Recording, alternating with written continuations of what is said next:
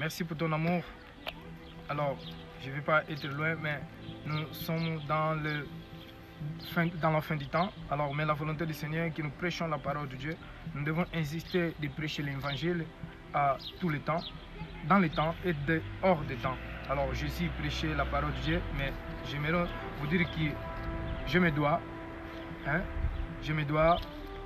aux Grecs, aux Juifs, aux païens, aux croyants, aux non-croyants. Aïe de moi si je ne prêche pas l'évangile.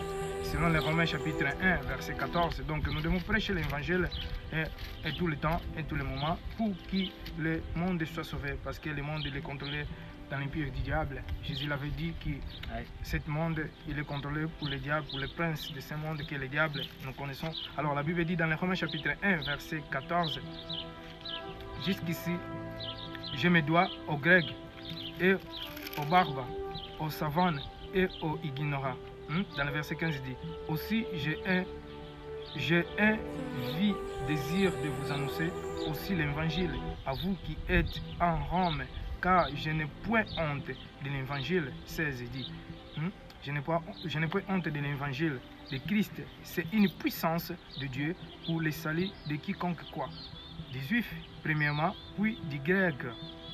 Donc nous n'avons pas aucune honte de prêcher l'évangile. On était interpellés tout à l'heure pour les policiers, police nationale, mais on va continuer de prêcher l'évangile car c'est une puissance quiconque croit en Jésus-Christ. Le monde ils ont besoin de Jésus-Christ. Le monde ils ont besoin et nous allons seulement prier, continuer à prier pour qu'il puisse avoir une réveil dans le monde, en France et dans le monde entier pour que la parole de Dieu puisse être prêchée. Les disciples étaient persécutés, mais ils sont demeurés dans la foi en Jésus-Christ. Ils sont continués, ils ne sont pas désistés, ils ne sont pas laissés de prêcher l'évangile, ils sont continués à parler le nom de Jésus-Christ parce que c'est Jésus-Christ qui guérit les maladies et qui a le pouvoir de chasser le coronavirus. Alléluia. C'est pour cela, de mes frères et sœurs, c'est important d'accepter Jésus. Jésus vous aime, il est l'amour. Dieu a tellement aimé le monde qu'il a envoyé son Fils unique, Jésus-Christ, afin quiconque croit en lui, qui ne meurt pas mais qui a la vie éternelle. Dieu est l'amour. Amen. Gloire à Dieu. Merci pour le message du frère. Et vraiment, c'est un honneur pour nous. Aujourd'hui, nous étions dans la ville Thionville, près de la Côte des Roses. Nous étions là en train d'annoncer l'évangile. Et nous avons pris un moment vraiment merveilleux, vraiment merveilleux. Merci. Et nous avons lancé ce magnifique message de l'évangile, qui est celui-ci, auditeur, auditrice, que nous allons vous partager.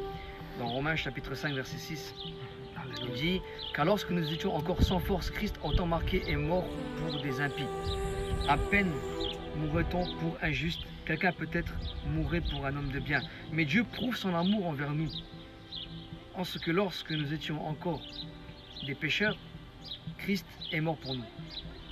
À plus forte raison donc maintenant que nous sommes justifiés par son sang, serons-nous sauvés par lui de la colère. » Amen. Alléluia. C'est pourquoi Christ, par son sang, s'est offert pour nous.